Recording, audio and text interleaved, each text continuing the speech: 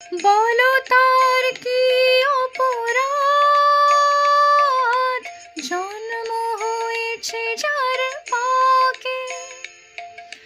তোমার ক্ষমা দিয়ে তুমি ফোটাও পদ্ম করে তাকে। ভুল পথে গেলে তুমি এসে হাত ধরো প্রভু, মঙ্গল দীপ জেলে।